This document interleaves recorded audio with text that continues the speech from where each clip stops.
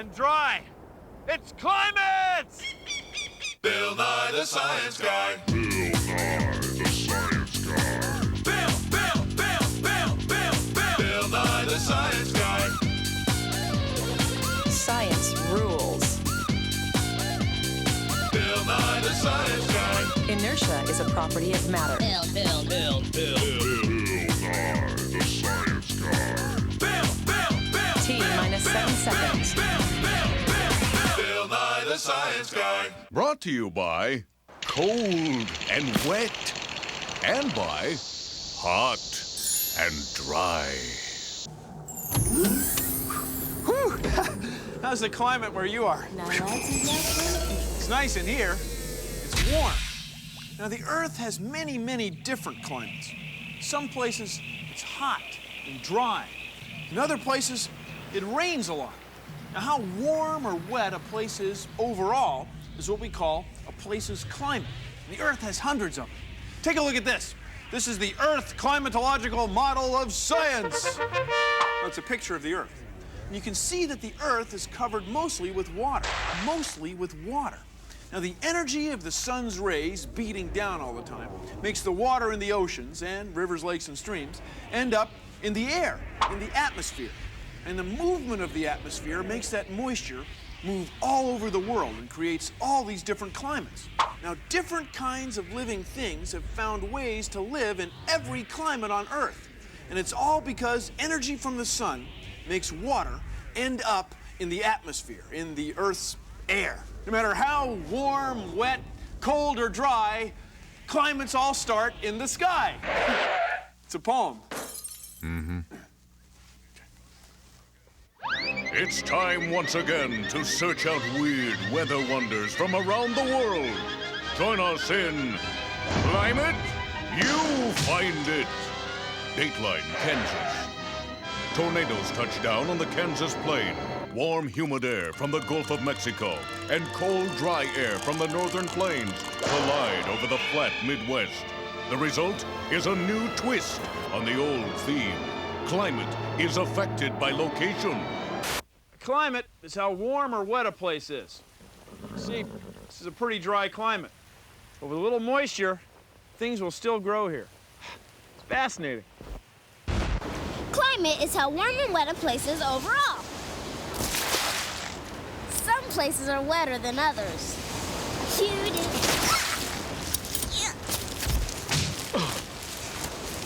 Wish it was wet out? We'll make some rain. Take a 2-liter pop bottle like this and cut it so it sits like this. Now pour some very hot water into the lower part of the bottle. This is some very hot water. Very hot. Go. Now put some blue food color in it. Add some blue food color. What? For effect, put in some blue food color. What? Because, you know, kids love that blue food coloring. Right, Jafar? Yeah. I've grown out of it. Right. Put the lid back on and add a couple cubes of ice. Look, there's a cloud forming inside. Little droplets are forming on the outside of the bottle, and especially on this icy top. Now, why is that? Because condensation. See, what's happening is the water is evaporating from down here. It goes up to the icy part and condenses. It turns back into liquid water the same way raindrops form in clouds. And then it falls down, just like rain. Now, Jafar, let me ask you something. Why is the blue color staying down here but not ending up in those little droplets? I don't know. You're the science guy. A light-colored cotton turban and flowing robe help keep the sun's hot rays off this desert dweller during the day, while at night it keeps the heat in. This cactus cutie also has just the right equipment for desert living. Holds water well, has a prickly outside to keep thirsty creatures out. Desert fashions, they're always hot. Why are the North and South Poles the coldest places on the Earth? Well, please consider the following. Let's say that this heat lamp is like the sun, because it's hot. And let's say that this globe is like the Earth, because it looks like the Earth. Anyway, we've mounted thermometers on the Earth like this. See? Now, the one at the equator is just about off the scale. And the one at the South Pole is right around the room temperature mark.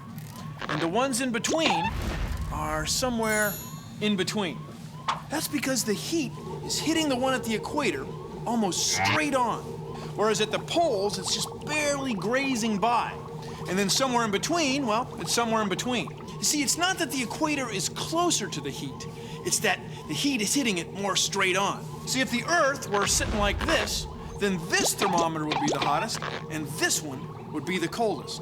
Anyway, that's why the very warmest places on the Earth are right around the equator, tropical rainforests and jungles. And the very coldest places are at the poles, because they're the ones that the energy from the heat lamp just barely grazes by.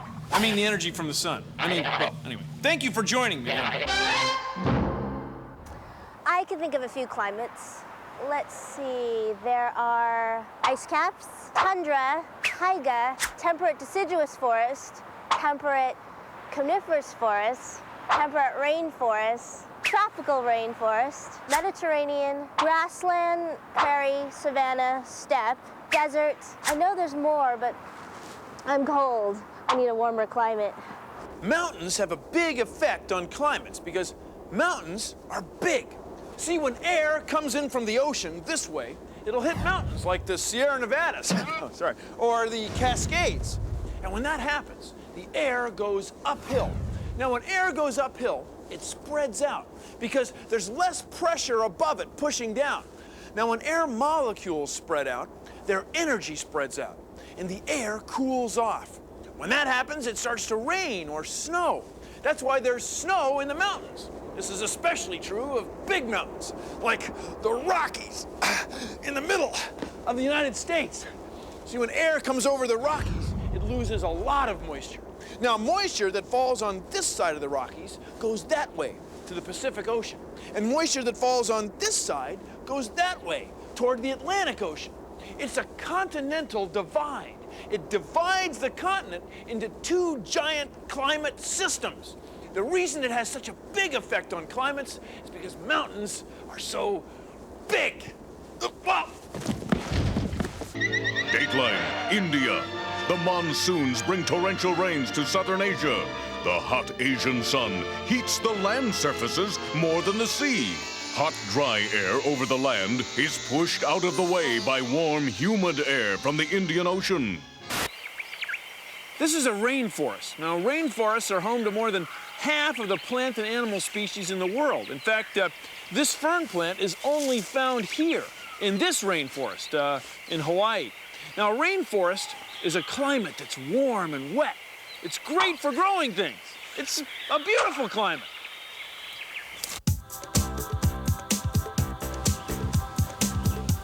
Hi, I'm Nana Zolbrod. I look at how climate change might affect the distribution of plants across the landscape.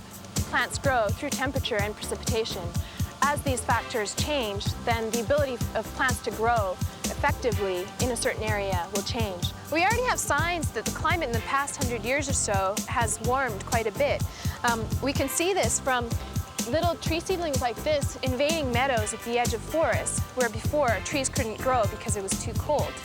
This is a great big old fir tree that grows near mountaintops, and it should have a good long record of past climate changes, because if it was a warm year, say, it may grow a lot more than if it was a colder year. Now I'm coring the tree in order to get the record of the rings. This doesn't hurt the tree at all. You can just see the bark coming out now. These are pieces of the core that we just pulled out from the tree. It's a slice of the cross-section of the tree. Trees grow from inside to out, and so each ring represents a year's growth. There are some years in which the tree grew really fast, where you have fat rings, and then some years where you have skinny rings, where it grew more slowly. So the more we understand about how climate change affects the world around us, the more we'll be able to respond and keep our forests growing healthy, keep the species intact. It's really important to study climate change effects.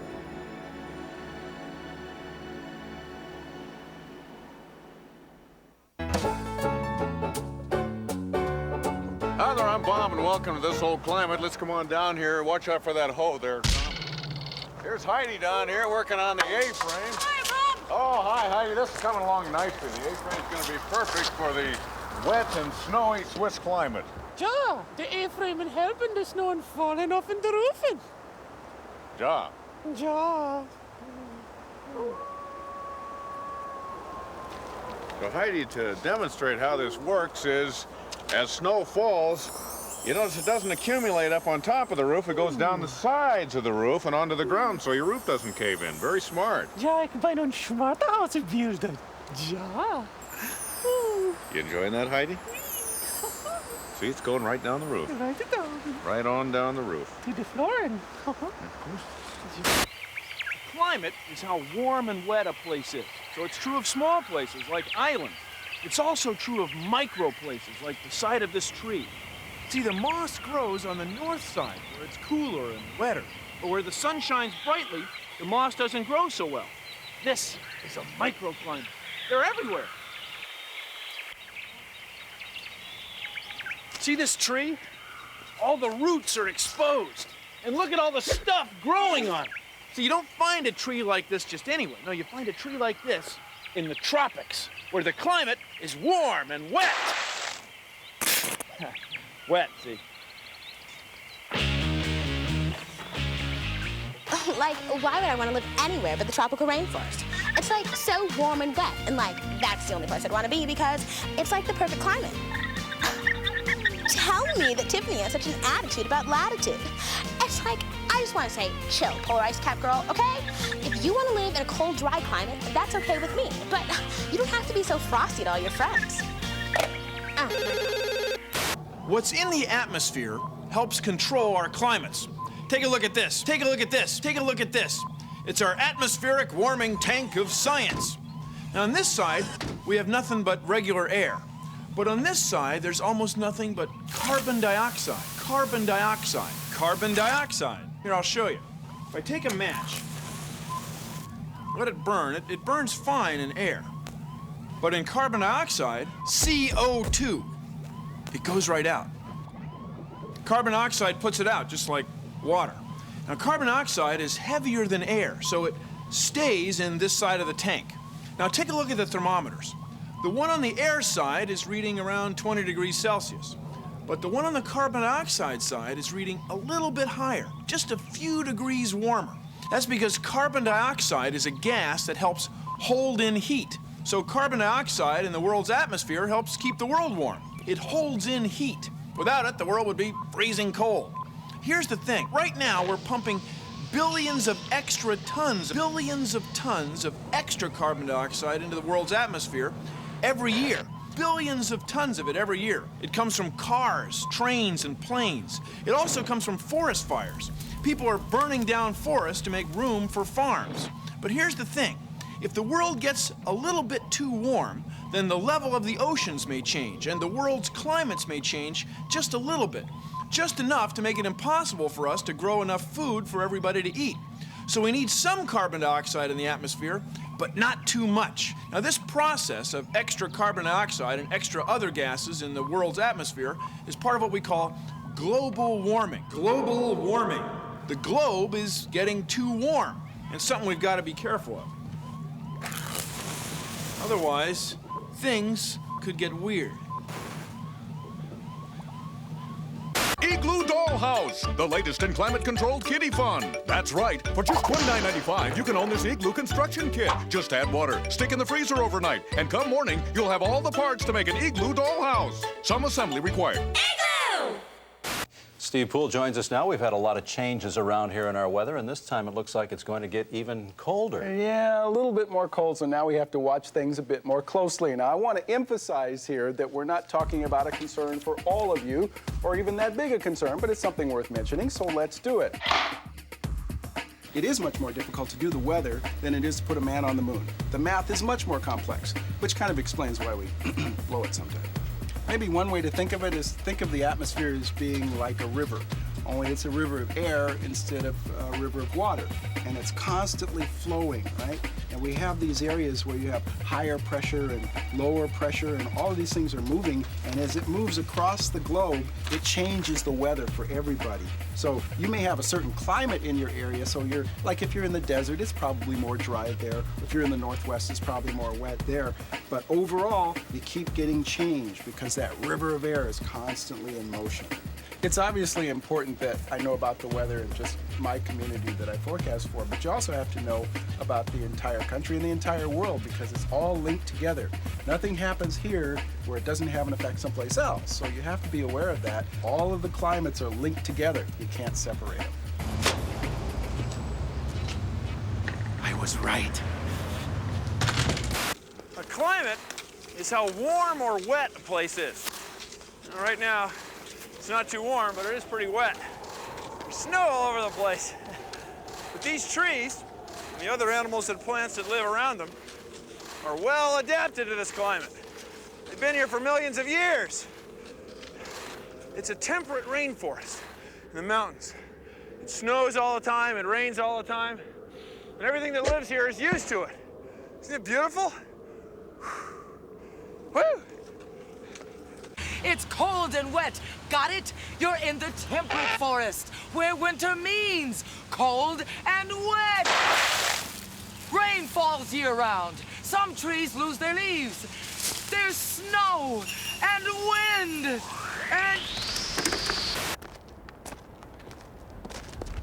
No forest here. It's a desert.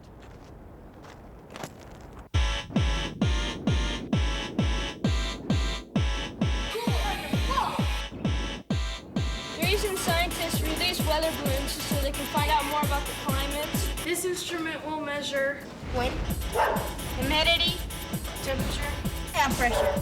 When this thing gets up to about 100,000 feet, this thing will explode and this will drop.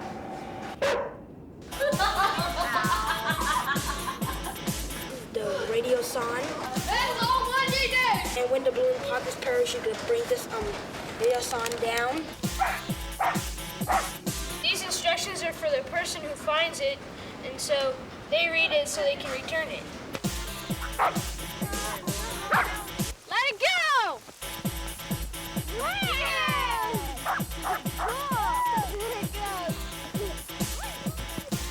Man, it's way up there.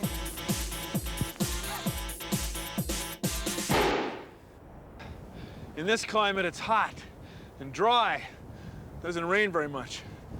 So the only living things you find around here are living things that can get by without much water, like this cactus. Ow! Ooh! Doc, got it.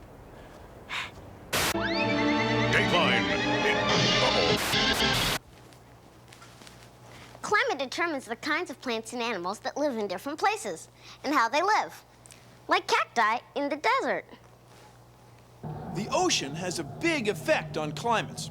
In Britain, it doesn't snow very much, all winter. But in Nebraska, it snows all the time. That's where we have blizzards. Now, why is that? That's because Britain is kept warm by an ocean current called the Gulf Stream. Now, the water is too cold to swim in, but it's plenty warm enough to keep the climate of Britain much warmer than it would be otherwise. And in Nebraska, we like to say, there's nothing between you and the North Pole but a barbed wire fence. And even that's blown down. Ha! Sorry. In South America, every year in the winter time, there's an effect called El Nino. El Nino. Where the surface of the Pacific Ocean gets a little warmer than it seems to be otherwise. This has a great effect on climates. It changes the rainfall and how warm or cold it is in South America. And in North America, El Nino affects how mild or tough the winters are. Now, El Nino means the little one, but it has a big effect on climates. That's because the oceans are big. Oh. Whoa. Amid a land of great ice lies the strangest desert in the world. 300-kilometer-an-hour winds and temperatures 70 degrees below zero make the dry valleys of Antarctica one of the most inhospitable places on Earth. Places that are very, very dry often have climates that are called deserts. Places like the North and South Pole, where the temperature hovers around 30 below 0 Celsius all the time. The snow there never melts. Sometimes snow will stay there for centuries, even though it snows very, very little every year. There's very, very little precipitation, so the North and South Pole are deserts. Bitterly cold deserts. Did we get it? Mm-hmm. We get it? Ran it. Fabulous. All right. I got stuff to do. I'll be in one of my trailers.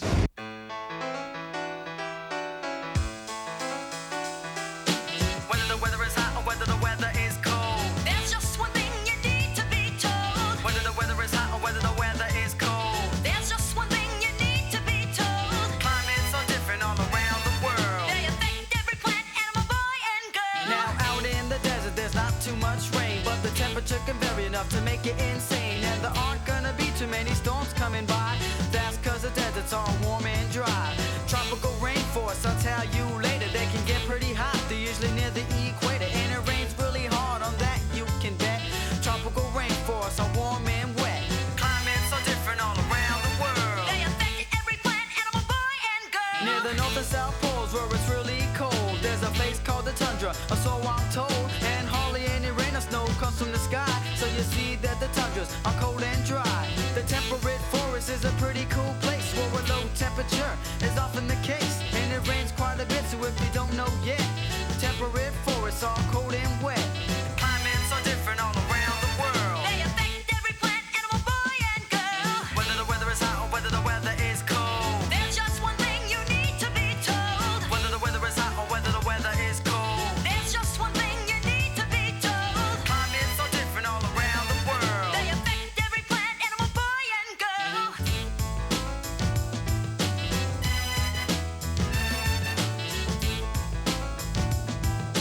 Love that song. Well, that's our show. Thanks for watching. If you'll excuse me, I've got some atmospheric gravity waves to monitor. See ya. Produced in association with the National Science Foundation. Whoops, watch it. What's in the air helps control our climates. Take a look at this. It's our atmospheric. Take a look at this. It's our atmospheric global warming. No, atmospheric warming. Sorry, my mistake. Oh, and he's sliding down the pole. I'm sorry. Fire volcano snakes. Oh, El Nino. Oh. You don't happen to have any hot cocoa in the house, do you? Yeah, for sure. Well, that's our show. Thanks for watching. Excuse me. I've got some psychrometric analog. Okay, so let me start again. Sorry, let me start again. Let me start again. Okay, all right, I'm fine. Okay.